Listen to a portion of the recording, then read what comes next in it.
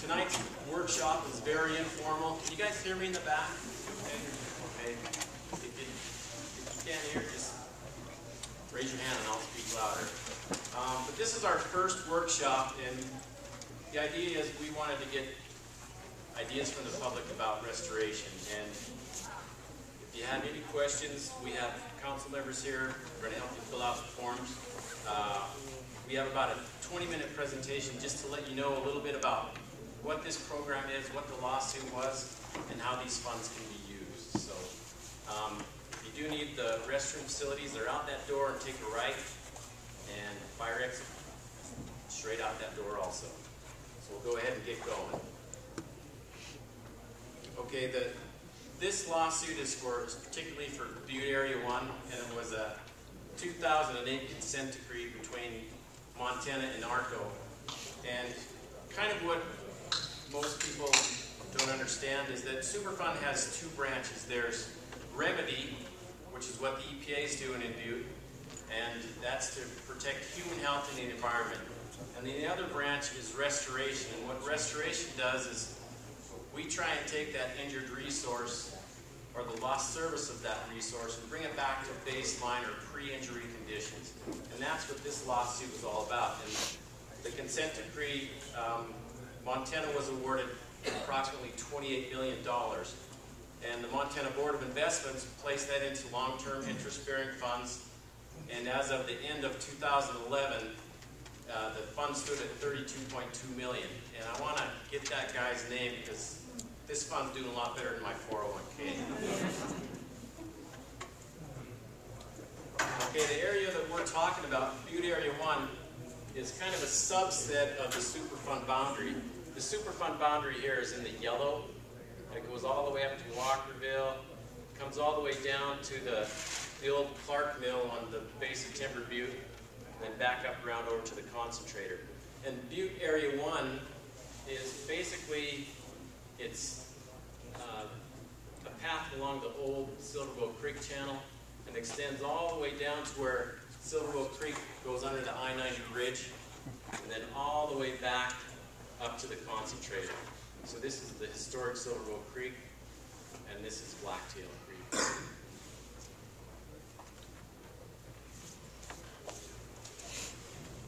Okay, and when this settlement was made, Governor Schweitzer wanted to give Butte folks direct input on how this fund was used. And he created the Butte Natural Resource Damage Restoration Council. And my job was also created at that time to help facilitate this process.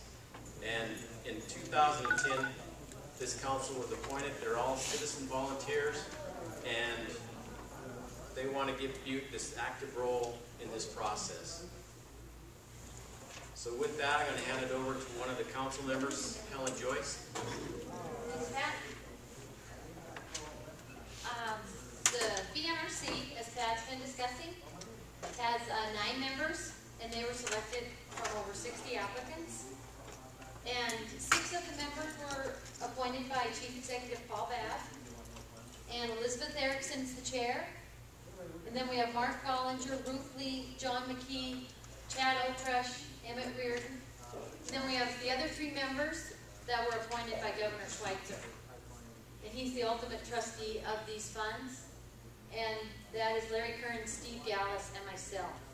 And there are several council members in the audience to assist you with your project ideas. And I'll just go ahead and introduce those. Mark Gollinger's here. John McKee, Chad O'Trush, and Emmett Reardon.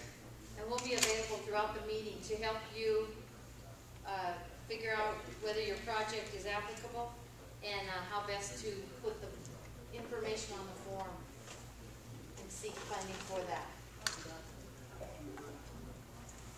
BNRC's role, we want to serve as a voice of the citizens, and we sincerely want input on project ideas. There's been a perception out there in some meetings we've gone to recently that a lot of the money is already allocated, but that is not true. So we sincerely want your input, and we hope that through these public forums we can get a lot of good project ideas. We also want to promote the public understanding of restoration and which projects are applicable to that. And Carol Fox from the state of Montana Natural Resource Damage Program will be presenting some definitions so that we ensure the projects fit the restoration definitions. We also facilitate public dialogue of the restoration/remediation of Butte Area 1. Because remediation is ongoing, there are ideas where we could possibly enhance those remediation efforts with restoration, and that is something that the council would like to do as well.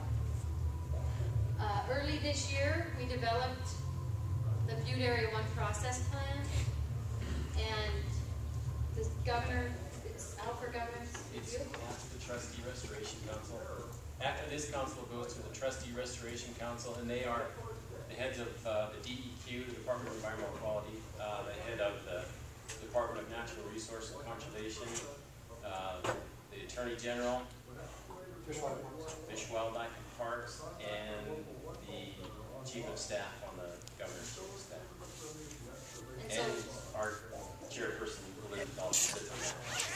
Once it passes that, it goes to the Governor's desk, and this plan is now on the Governor's desk waiting to be approved. and so now we're moving on to our next task, which is to develop the draft and final Butte Area 1 restoration plans. And we hope to complete that in the fall for the draft and December 2012 for the final. And so we need to review all the project ideas and develop those plans.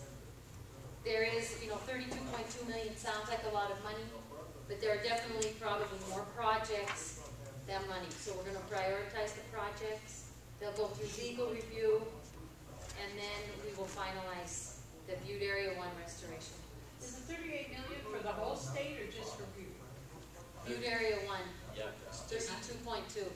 that 32.2 million is allocated just to that area that I showed in red. We do have a big aerial photo in the back that has the border on it, and it's basically from the concentrator down historic Silverbow Creek to where Silverbow Creek exits under I-90.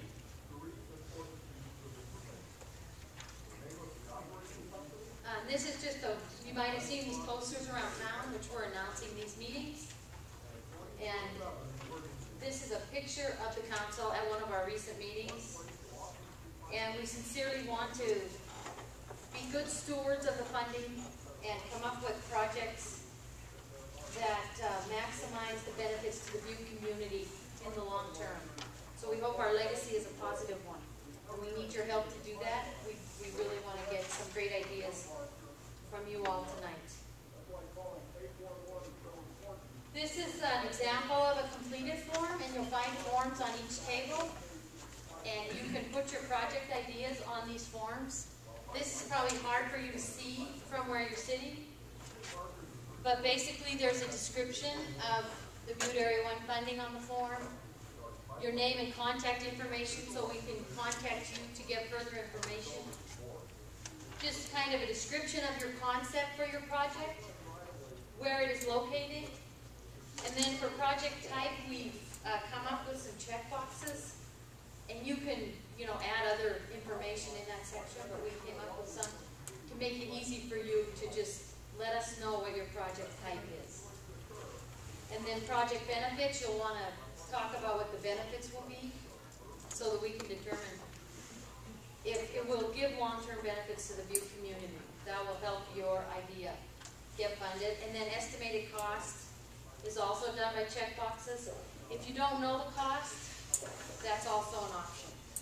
And staff and the council could also help in determining what the approximate cost of your project may be. The back of the form is a map, again, of Butte Area 1. So you can see where this money is allocated for. Although projects don't have to be in there, but they do have to be connected in some way to an injured resource. And Pat is going to talk about the injured resources that are applicable to these projects. Thanks, Ellen. There is another big poster board in the back of the entire map. This is a 1903 U.S. geological survey map of Butte. And we kind of zoomed in on the Silverboat Creek area, but this is Silverboat Creek. And way up at the top, there were basically 9 smelters along Silverboat Creek before the turn of the century. And probably the biggest one in Butte was the Parrot Smelter, and this was located right behind the Civic Center. This is Harrison Avenue. And approximately this bridge is still in the same location. So the Parrot was right behind the Civic Center. And then up here we have Montana Ore Purchasing and several others. And then downstream we had the Butte Reduction Works, and just off the map was the Colorado Smelter. And this is Blacktail Creek coming in. So in the injured area, all these smelters basically put their wastes into the creek.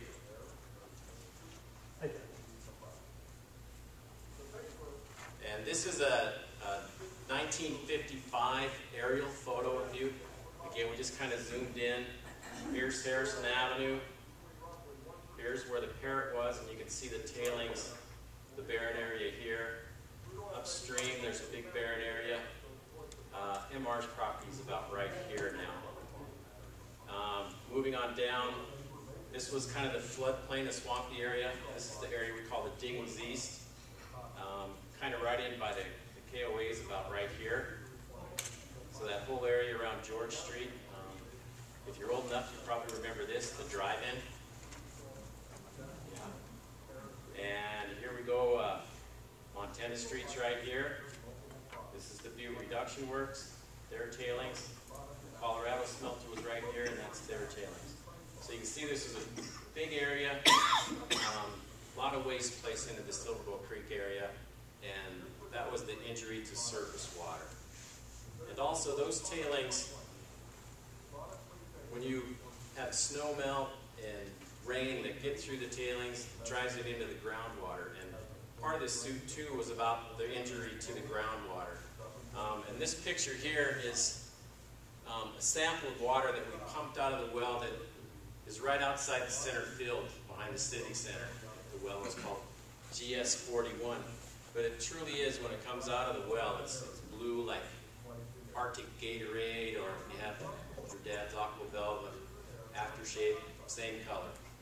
And to give you a perspective of how far that water is from meeting the drinking water standard, that's right here. For arsenic, the drinking water is 10. The Berkeley pit water has 80 parts per billion, and GS41 is 100. If you go down here to copper, that's the standard.